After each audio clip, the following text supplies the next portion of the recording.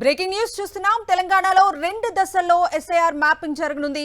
హైదరాబాద్ లో 30%, జిల్లాల్లో 65% పూర్తయినట్లు random mapping ఆధారంగా ఎన్నికల సంఘం అంచనాలు వేస్తోంది. హైదరాబాద్ లో దాదాపు 20 లక్షల ఓట్లు, గ్రామీణ ప్రాంతాల్లో 30 లక్షల వరకు ఓట్లు తగ్గే ఛాన్స్ కనిపిస్తోంది. నకిలీ ఓట్లు, చనిపోయిన వారి ఓట్లు, 2 చోట్ల ఉన్న వారి ఓట్లు కూడా తగ్గిపోయే అవకాశం ఉంది.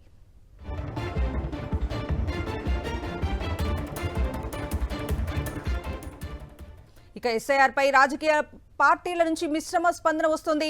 ఎస్ఐఆర్ ప్రక్రియ సరైన పద్ధతి అంటోంది బీజేపీ. దొంగ ఓట్లపై గతంలో చాలా సార్లు ఫిర్యాదు చేసింది కాంగ్రెస్ పార్టీ. ఇప్పటికే వెస్ట్ బెంగాల్, బీహార్ రాష్ట్రాల్లో ఎస్ఐఆర్ పై తీవ్ర విమర్శలు వెల్లువెత్తాయి. ఇప్పుడు ఎస్ఐఆర్ పై తెలంగాణ రాజకీయ పార్టీల వైఖరిపై ఉత్కంఠ నెలకొంది.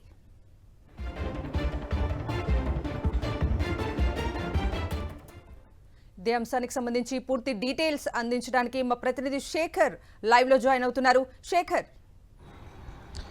ఎస్ అరుణ, తెలంగాణ రాష్ట్రంలో ఎలక్షన్కి సంబంధించినటువంటి ప్రక్రియ ఎస్ఐఆర్ రివిజన్ అన్నది ప్రారంభం కానుంది. ఏప్రిల్ 13వ తేదీ నుంచి జూన్ 9వ తేదీ వరకు మొదటి దశ ఎస్ఐఆర్ జరగనుంది. దీన్ని ఇళ్లకు సంబంధించినటువంటి జనగణనలో భాగంగానే ఇదంతా చేస్తున్నారు అన్నది ఎలక్షన్ కమిషన్ చెప్తా ఉంది. తెలంగాణ రాష్ట్ర వ్యాప్తంగా ఈ ఎలక్షన్కి సంబంధించినటువంటి ప్రక్రియను వేగవంతం చేయడానికి, అట్లాగే డూప్లికేట్ ఓట్లను తొలగించడానికి ఈ ప్రక్రియ చేస్తున్నట్టుగా సర్ ప్రకటన చేసినటువంటి నేపథ్యం. దేశంలోని చాలా రాష్ట్రాల్లో ఇప్పటికే ప్రక్రియ కొనసాగుతూ ఉంది. 1-2 రాష్ట్రాల్లో దీనికి సంబంధించినటువంటి ప్రక్రియను ముగిస్తున్నటువంటి పరిస్థితులు ఉన్నాయి. లాస్ట్ టైం బీహార్ రాష్ట్రంలో జరిగినటువంటి ఈ సర్ ప్రక్రియ మీద దేశవ్యాప్తంగా చర్చ జరిగింది. చాలా రాష్ట్రాల నుంచి విమర్శలు వచ్చినటువంటి అంశాన్ని మనం చూసాము. వెస్ట్ బెంగాల్లో కూడా ఈ ప్రక్రియ మీద తీవ్రమైనటువంటి విమర్శలు వస్తూ ఉన్నాయి. అక్కడ ప్రస్తుతం ఉన్నటువంటి టీఎంసీ ప్రభుత్వం కూడా విమర్శలు చేస్తున్నటువంటి పరిస్థితులు ఉన్నాయని చెప్పుకోవచ్చు. ఇక తెలంగాణ రాష్ట్రంలో కూడా 2 దశల్లో నిర్వహించేటువంటి అవకాశం అయితే కనిపిస్తూ ఉంది. పెద్ద ఎత్తున రాష్ట్ర వ్యాప్తంగా దాదాపు 30 నుంచి 50 లక్షల ఓట్లు తొలగిపోనున్నాయి అన్నటువంటి చర్చ చాలా బలంగా వినిపిస్తూ ఉంది. గ్రేటర్ సిటీలోనే 20 లక్షలకు పైచిలకు ఓట్లు తొలగిపోయేటువంటి అవకాశాలు ఉంటాయన్నటువంటి చర్చ కూడా చాలా బలంగా వినిపిస్తూ ఉంది.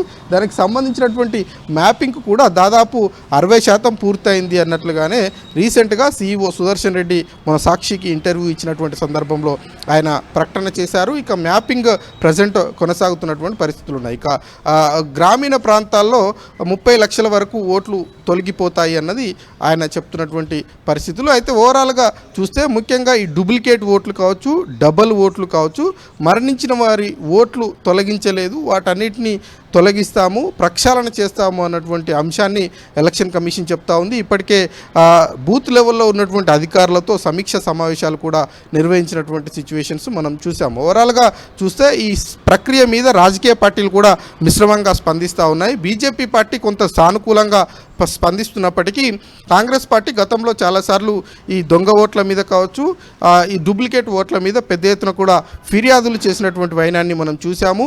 గ్రేటర్ హైదరాబాద్ సిటీలో నాంపల్లి లాంటి సిటీలో కావచ్చు, గోషంహాల్ లాంటి నియోజకవర్గాల్లో డూప్లికేట్ ఓట్లు ఎక్కువగా ఉన్నాయి, దొంగ ఓట్లు ఎక్కువగా ఉన్నాయన్నటువంటి అంశాన్ని వాళ్ళు చాలా వరకు ఎలక్షన్ కమిషన్ దృష్టికి తీసుకొచ్చారు. గతంలో సమయభావం కావచ్చు, అప్పుడున్నటువంటి పరిస్థితుల నేపథ్యంలో పూర్తి స్థాయిలో ప్రక్షాళన చేయలేకపోయామన్నటువంటి అంశాన్ని ఎలక్షన్ కమిషన్ చెప్పినటువంటి సందర్భాన్ని మనం చూసాం. కానీ ఈసారి జరగబోయేటువంటి ప్రక్రియలో పూర్తి స్థాయి ప్రక్షాళన చేస్తామని ఎన్నికల అధికారులు చెప్తున్నటువంటి పరిస్థితులు ఉన్నాయి. కాబట్టి ఆ ప్రక్షాళన అంశం మీద రాజకీయ పార్టీల స్పందన ఎలా ఉంటుంది అన్నది చూడాల్సి ఉంటుంది.